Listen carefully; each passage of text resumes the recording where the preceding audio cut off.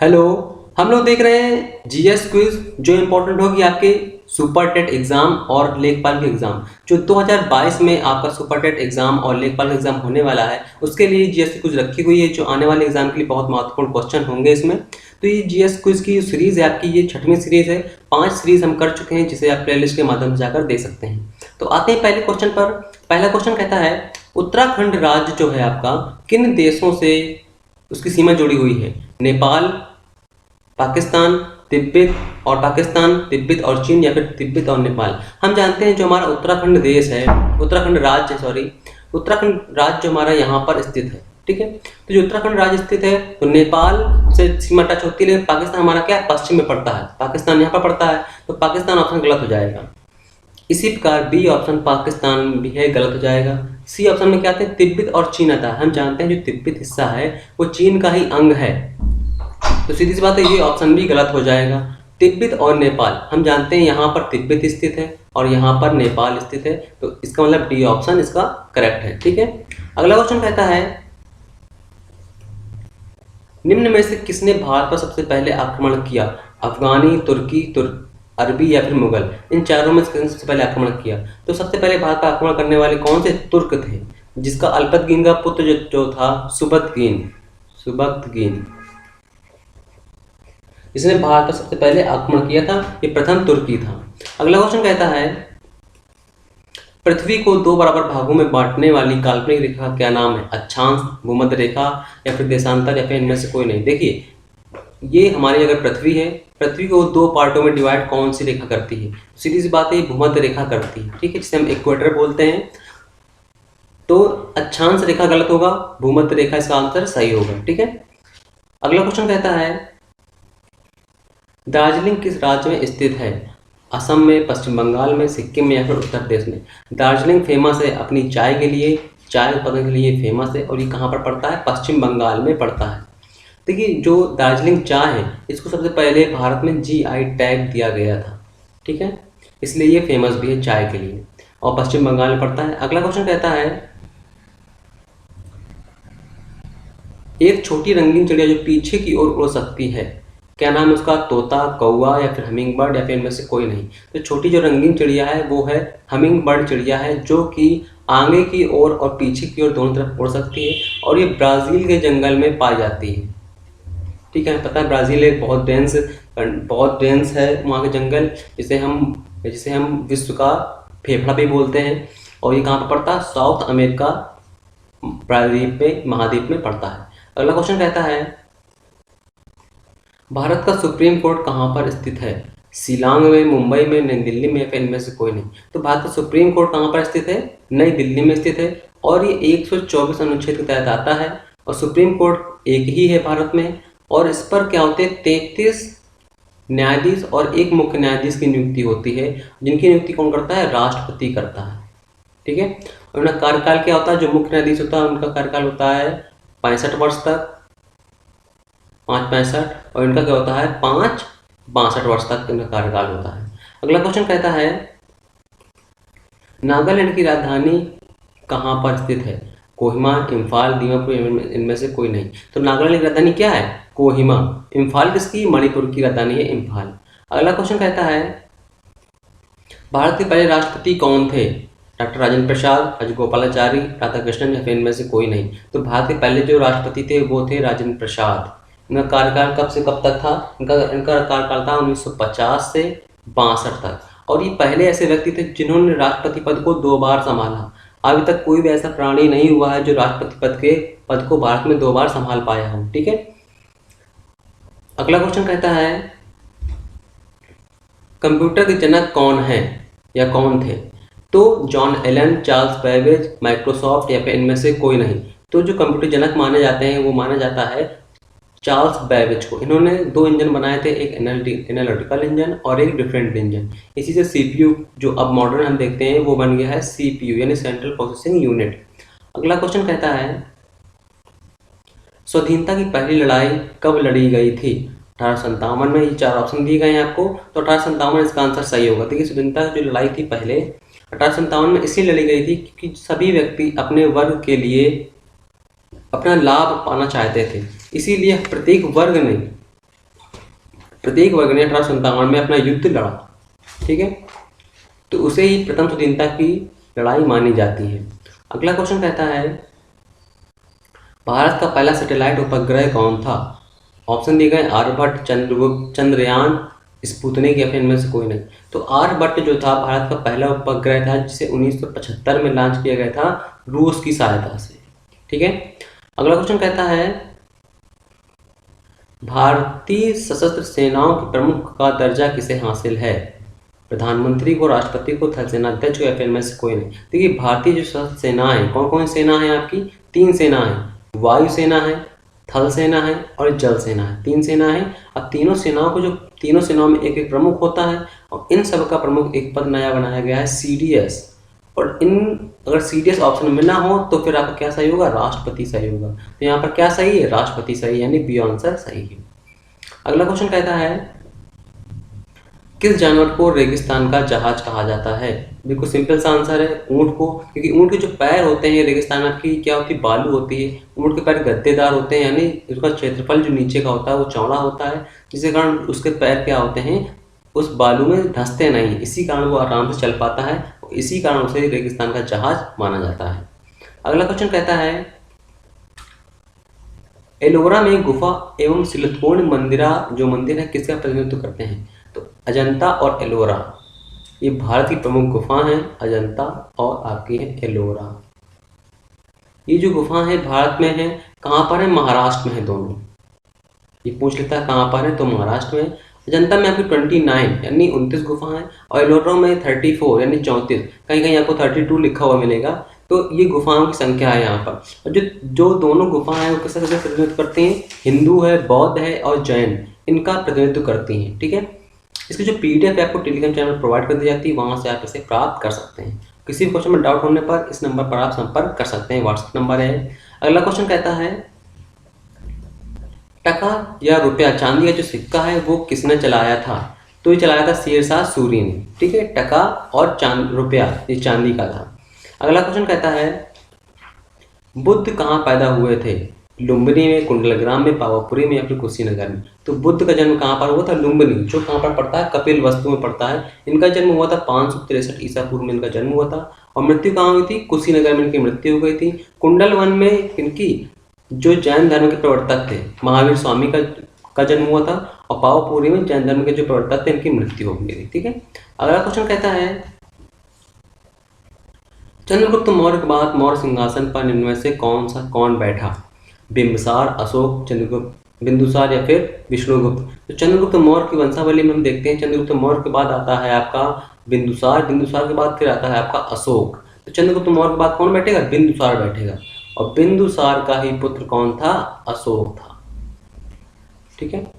अगला क्वेश्चन कहता है सारे जहां से अच्छा ये जो राष्ट्रगीत है, राष्ट्रभक्ति गीत है, किसने लिखा था?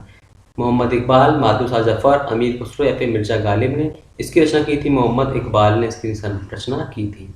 अगला क्वेश्चन कहता है राष्ट्रपति ने अब तक कितनी बार राष्ट्रीय आपातकाल की घोषणा की है? 1 बार, 2 बार, 3 बार या फिर कभी नहीं की? तो राष्ट्रपति ने आज तक 3 बार राष्ट्रीय आपातकाल की घोषणा की है। कब कब की है? एक की है आपकी 1962 में भारत चीन युद्ध के समय, एक बार की है 1971 में पाकिस्तान के युद्ध के समय, और एक बार 1975 में की है आंतरिक अशांति के कारण। आंतरिक अशांति के कारण इंदिरा गांधी ने इसका मिसयूज किया था, जिसके कारण उसको हटाकर आंतरिक अशांति को हटाकर युद्ध एवं बाह्य आक्रमण कर दिया गया था, ठीक है। इसको संशोधन किया गया है। और राष्ट्रीय जो आपातकाल की अवधारणा है कहाँ से ली गई? जर्मनी से ली गई है, ठीक है, जर्मनी से ली गई। और कौन कौन सा अनुच्छेद इसमें महत्वपूर्ण है? 352, आपका 356 और 360, ये 3 अनुच्छेद बहुत महत्वपूर्ण है। 352 क्या कहता है? युद्ध एवं बाह्य आक्रमण पर आपातकाल की घोषणा करेगा। और 356 में जब संवैधानिक तंत्र फेल हो जाता है किसी राज्य का तब। और 360 में वित्तीय आपातकाल की घोषणा, जिसे आज तक यूज नहीं किया गया है, ठीक है, और कभी नहीं लगा है। अगला क्वेश्चन कहता है राष्ट्रपति की सेवानिवृत्ति जो आयु है वो क्या है? 70 वर्ष, 75 वर्ष, 80 वर्ष या फिर कोई सीमा नहीं? तो राष्ट्रपति की सेवानिवृत्ति की जो आयु है वो कोई सीमा नहीं, जबकि उसकी नियुक्त होने की पात्रता क्या होनी चाहिए? उसकी आयु 35 वर्ष होनी चाहिए, भारत का नागरिक होना चाहिए। ठीक है, ये उसकी पात्रता है। अगला क्वेश्चन कहता है अकाल तख्त का निर्माण किसने किया था? ये सिख धर्म से संबंधित है। गुरु रामदास ने, गुरु तेग बहादुर ने, गुरु हरगोविंद ने, गुरु नानक ने। तो अकाल तख्त का निर्माण किसने किया था? गुरु हरगोविंद ने किया था, जो कि सिख के 6वें गुरु थे। कुल कितने हुए? 10वें गुरु हुए हैं। ठीक है, 10 गुरु हुए। और जो सिख धर्म के संस्थापक थे वो कौन थे? गुरु नानक थे। गुरु नानक सिख धर्म के संस्थापक माने जाते हैं। ठीक है, अगला क्वेश्चन कहता है अकबर के आरंभिक दिनों में उसका रीजेंट कौन था? रीजेंट मतलब होता है कि अकबर ने क्या हुआ था, 12 साल में युद्ध अपनी गद्दी संभाल ली थी राजा की, तो उसका सलाहकार कौन था, मतलब उसका तंत्र मंत्र कौन देखता था? तो उस समय अब कौन था? अबुल फजल जो बैरम खान जो थे वो उसके उस समय संरक्षक थे। ठीक है, तो इसका आंसर क्या सही होगा? बी सही होगा। अगला क्वेश्चन कहता है दिल्ली के सुल्तान का पद संभालने से पहले बलबन किस सुल्तान का प्रधानमंत्री था? ये आपका क्वेश्चन है दिल्ली सल्तनत से। और दिल्ली सल्तनत किस वंश से? गुलाम वंश से। गुलाम वंश संस्थापक कौन माना था? कुतुबुद्दीन ऐबक को संस्थापक माना जाता है। और उसी के समय बलबन को एक उपाधि दी गई थी उलगू खां की। किसने दी थी? नासिरुद्दीन ने दी थी। इसका मतलब नासिरुद्दीन के समय ही वो उसका प्रधानमंत्री था। और नासिरुद्दीन ने इसे कौन सी उपाधि दी थी? उलगू खां की। उलगू खां की उसने उपाधि इसे दी थी। ठीक है, अगला क्वेश्चन कहता है संसार का सबसे गहरा महासागर कौन सा है? हमें पता सबसे गहरी जो ट्रेंच है, खाई है, कहाँ पर पाई जाती है? प्रशांत महासागर में। तो कौन सा सबसे गहरा महासागर हुआ? प्रशांत महासागर ही गहरा हुआ। कौन सी खाई? Mariana trench. Mariana trench, Mariana गर्त कहाँ पाई जाती है? प्रशांत महासागर में पाई जाती है। फिलीपींस देश के पूर्व में पाई जाती है। ठीक है, और ये विश्व की सबसे गहरी खाई है। ये पूछा भी गया एग्जाम में, कौन सबसे गहरी खाई? तो मेरियाना ट्रेंच सबसे गहरी खाई जो प्रशांत महासागर में पाई जाती है। ठीक है, अगला तो सबसे गहरा यही महासागर हुआ। अगला क्वेश्चन कहता है भारत ने गोवा को पुर्तगालियों से कब आज़ाद करवाया? तो भारत ने गोवा को पुर्तगालियों से कब आज़ाद करवाया? 1961 में करवाया था। 1961 के समय ही दमन है आपका और दीव है, इन दोनों को भी आज़ाद करवाया गया था। ठीक है, अगला क्वेश्चन कहता है पेरिस किस नदी के किनारे बसा हुआ है? नदियों किनारे बसे जो शहर हैं उनसे भी क्वेश्चन पुटअप होता है। तो पेरिस जो है फ्रांस का एक शहर है, फ्रांस का, जिसे हम फैशन की नगरी बोलते हैं, फ्रांस का एक शहर है और ये सीन नदी किनारे बसा हुआ, यानी इसका ए ऑप्शन सही होगा। ठीक है, अगला क्वेश्चन कहता है लोकसभा का नेता होता है राष्ट्रपति, उपराष्ट्रपति, प्रधानमंत्री या इनमें से कोई नहीं? देखिए, लोकसभा का जो नेता होता है वो मुख्य रूप से प्रधानमंत्री होता है।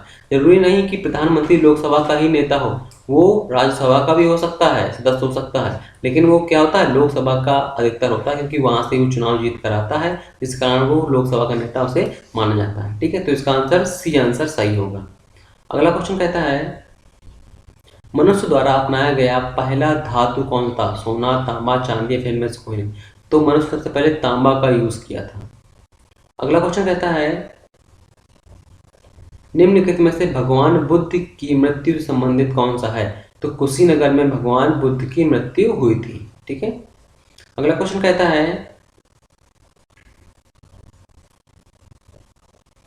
लखनऊ कौन सी नदी के किनारे बसा हुआ है? गोमती, गोदावरी, नर्मदा या फिर गंगा? तो लखनऊ की स्थिति कहाँ पर है? गोमती नदी के किनारे बसा हुआ है लखनऊ। और गंगा नदी के किनारे कौन सा बसा हुआ? कानपुर बसा हुआ है। ठीक है, अगला क्वेश्चन कहता है केदारनाथ मंदिर किसके लिए प्रसिद्ध है? जो भगवान शिव की 12 ज्योतिर्लिंगों में उनकी गणना की जाती है, केदारनाथ और बद्रीनाथ की, जो कि दोनों उत्तराखंड में स्थित है। ठीक है, तो किससे संबंधित है? भगवान शिव से संबंधित है केदारनाथ का मंदिर और बद्रीनाथ का मंदिर। तो अगला क्वेश्चन कहता है मानस अभ्यारण्य कहाँ पर स्थित है? मानस अभ्यारण्य एग्जाम में पूछा जाने वाला बहुत इंपॉर्टेंट क्वेश्चन है, जो कि कहाँ पर स्थित है? असम में स्थित है। यहाँ से ही आपकी ब्रह्मपुत्र नदी मध्य से निकलती है। ब्रह्मपुत्र नदी निकलती है जिसे जो कि मानस अभ्यारण्य को 2 पार्ट में डिवाइड करती है। ठीक है, तो ये क्वेश्चन इंपॉर्टेंट है, तो इसका आंसर क्या होगा? सही, ए आंसर इसका सही होगा। अगला क्वेश्चन कहता है भारतीय राज्यों को किस सन में भाषा के आधार पर पुनर्गठित किया गया था?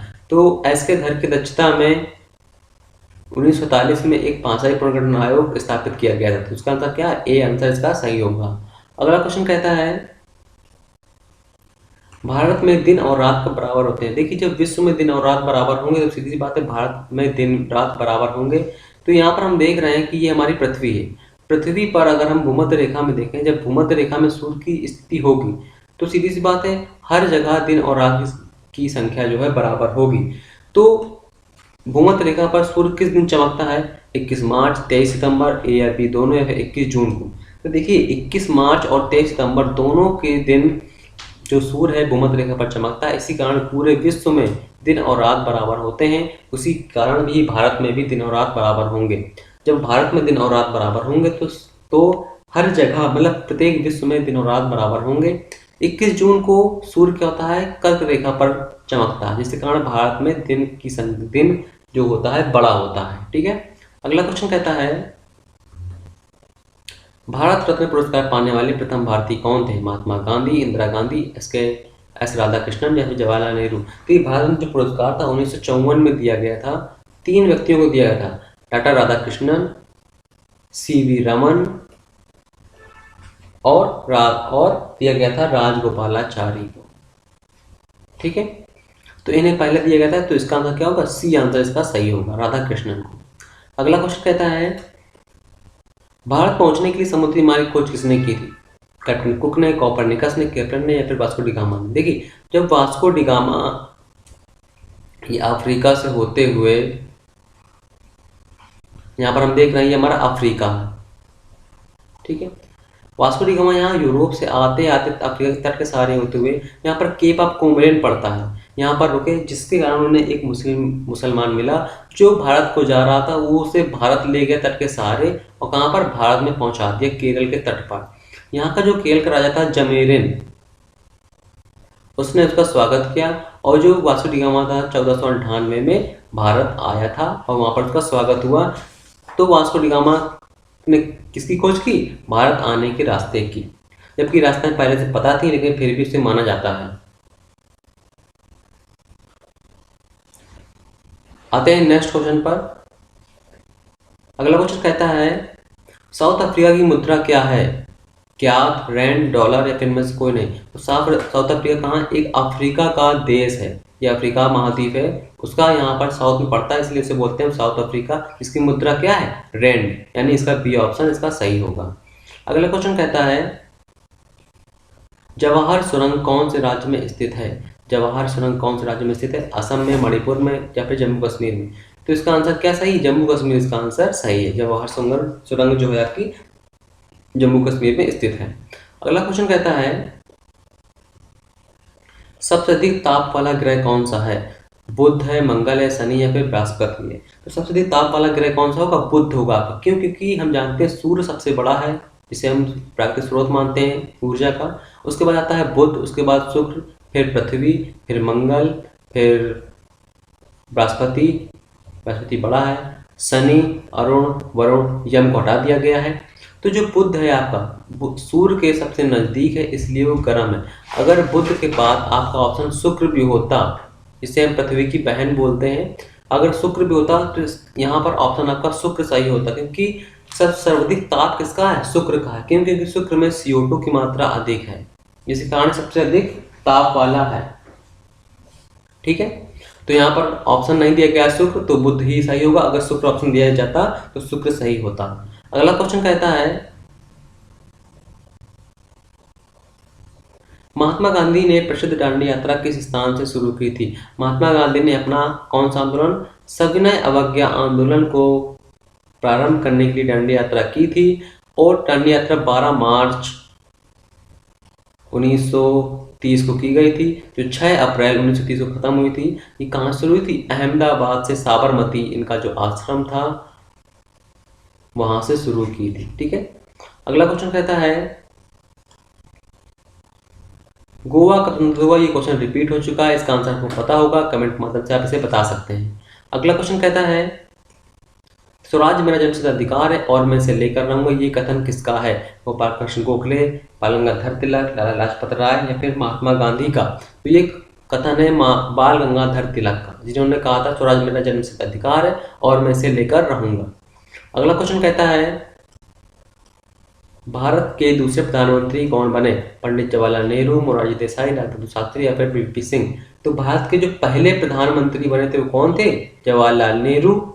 इनका कार्यकाल कब से कब तक था? इनका कार्यकाल जो था आपका 1947 से 1964 तक रहा। जो दूसरे बने थे आपके लाल बहादुर शास्त्री बने थे, जिनका कार्यकाल 1964 से 1966 तक रहा। इनकी जो मृत्यु हो गई थी ताशकंद में हो गई थी, ताशकंद में हो गई थी, जो उज्बेकिस्तान की राजधानी है। ताशकंद समझौते दौरान के बाद ही इनकी मृत्यु हो गई थी।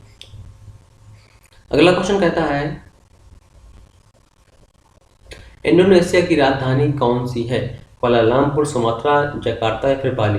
इंडोनेशिया एक द्वीपीय देश जो 33,000 द्वीपों से मिलकर बना हुआ है। इसकी राजधानी क्या है? जकार्ता है, वर्तमान जकार्ता है। लेकिन इंडोनेशिया की जो राजधानी है जावा द्वीप में स्थित है, जावा द्वीप में स्थित है जकार्ता, जो कि समुद्र का स्तर बढ़ने के कारण चर्चा में रहता है और राजधानी डूबने वाली आने वाले भविष्य में।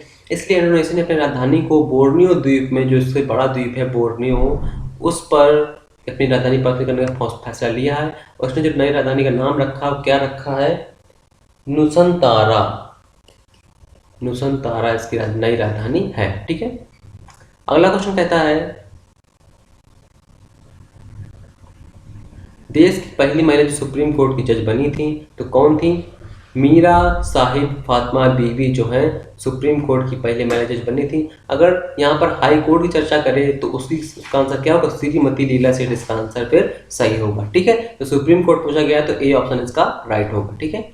अगला क्वेश्चन कहता है मिजोरम राज्य की राजधानी क्या है? बिल्कुल सिंपल सा आंसर है, मिजोरम क्या है? आइजोल इसकी राजधानी है। अगरतला किसकी? ये आपकी राजधानी किसकी? त्रिपुरा की। ठीक है। अगला क्वेश्चन कहता है गुलाम वंश का संस्थापक कौन था? मोहम्मद गौरी, अलाउद्दीन खिलजी, मोहम्मद बिन तुगलक या फिर इनमें से कोई नहीं? देखिए गुलाम वंश की जो शुरुआत है वो मोहम्मद गौरी ने की थी। हालांकि 1991 में 1191 में उसने युद्ध लड़ा, तराइन का प्रथम युद्ध, द्वितीय युद्ध में वह जीत गया 1192 में, तो उसने गुलाम वंश की स्थापना की। लेकिन जो मेन संस्थापक माना जाता है उसे कुतुबुद्दीन ऐबक को माना जाता है, जो 1206 से चालू होता है। तो इसका आंसर क्या? डी आंसर इसका सही होगा। अगला क्वेश्चन कहता है आजाद हिंद फौज की स्थापना कहां पर की गई थी? भूटान में, रंगून में, सिंगापुर में या फिर टोक्यो में? तो आजाद हिंद फौज की स्थापना सुभाष चंद्र बोस ने की थी। कहां पर की थी? सिंगापुर में। ठीक है। जो कहां पर पड़ता है? सिंगापुर एक देश है, वहां पर इसकी स्थापना की थी। जबकि इसका विचार कहां पर? जापान में ही आ गया था, टोक्यो में। तो इसका अगला क्वेश्चन कहता है अशोक महान किस वंश का संस्थापक था? गुप्त वंश का, कुषाण का, नंद वंश का या फिर मौर्य का? तो अशोक किसका था? मौर्य वंश का राजा था, एक प्रतापी राजा था और सबसे वीर शासक यही हुआ है अशोक। ठीक है, जो मौर्य वंश का राजा था। अगला क्वेश्चन कहता है सूर्य मंदिर कहां पर स्थित है? सूर्य मंदिर कहां पर स्थित है? कोणार्क में। कोणार्क कहां पर पड़ता है? उड़ीसा में पड़ता है, उड़ीसा में पड़ता है कोणार्क, जिसे सूर्य मंदिर यहाँ पर स्थित है कोणार्क में। और इसकी जो स्थापना की थी वो गंग वंश ने की थी। उड़ीसा का ही गंग वंश है, जो कि 13वीं शताब्दी में इसकी स्थापना की गई थी। और किसने की थी? नरसिंह देव प्रथम ने की थी, नरसिंह देव प्रथम ने की थी, नरसिंह देव प्रथम ने की थी। तो आते हैं अगले क्वेश्चन पर। अगला क्वेश्चन का हमारा कहता है भारत की दूसरी सबसे ऊंची चोटी कौन सी? कंचनजंगा है। कंचनजंगा स्थित कहाँ पर है? जम्मू कश्मीर में स्थित है, हिमाचल प्रदेश में स्थित है, सिक्किम में स्थित है या फिर उत्तरांचल में स्थित है? तो भारत की सबसे ऊंची चोटी है वो कौन सी है? कंचनजंगा है। सबसे पहली कौन सी है? केटू है, जो कि कहाँ पर स्थित है? जम्मू कश्मीर में स्थित है। और दूसरी जो है कंचनजंगा है वो कहाँ पर स्थित है? वो सिक्किम में स्थित है। जो केटू है उसकी ऊंचाई क्या है? 8,611 मीटर है। कंचनजंगा की 8,586 मीटर ऊंचाई है। तो इसकी कहाँ पर स्थित है? ये सिक्किम में स्थित है। अगला क्वेश्चन हम देखते हैं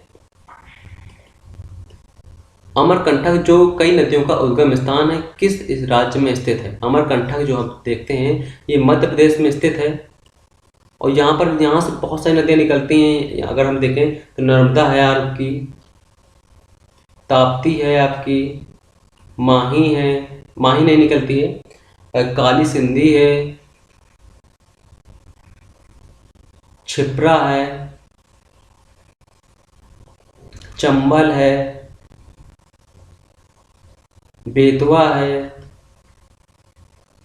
और सोन है, और केन है। ये सभी महत्वपूर्ण नदियां यहाँ से निकलती हैं।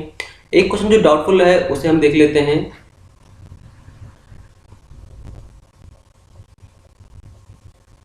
आजाद हिंद फौज की स्थापना कहाँ पर की गई थी? देखिए, जो जापान में पड़ता है टोक्यो, यहाँ पर इसका विचार रखा गया था। आजाद हिंद फौज की स्थापना जो यहाँ पर हो गई थी, लेकिन इसका कार्यान्वयन कहाँ पर हुआ? सिंगापुर में हुआ था, ठीक है। और इसके कार्यकर्ता कौन थे? सुभाष चंद्र बोस थे। तो अगर स्थापना कहाँ पर की गई थी, तो इसका मान लेते हैं हम टोक्यो में की गई थी, जापान में की गई थी। लेकिन जो इसका कार्यकाल रहा है, इसने कार्य अधिकतर कहाँ पर किया? सिंगापुर में किया था, ठीक है। तो इसका आंसर क्या है? डी सही होगा। तो इस क्विज में इतने ही क्वेश्चन थे। मिलते हैं नेक्स्ट क्विज में, नेक्स्ट टॉपिक के साथ रहेंगे क्वेश्चन। ये सब भी महत्वपूर्ण क्वेश्चन है जो आने वाले एग्जाम के लिए, जो आपका टेट का है, सुपर टेट का एग्जाम है और लेखपाल का एग्जाम संबंधित है, ये सब में आने के चांसेस हैं। तो इसकी जो पीडीएफ आपको टेलीग्राम चैनल पर प्रोवाइड कर दी जाती है, तो वहाँ से आप इसे प्राप्त कर सकते हैं। Okay, thank you. मिलते हैं नेक्स्ट क्विज में नेक्स्ट क्वेश्चन के साथ।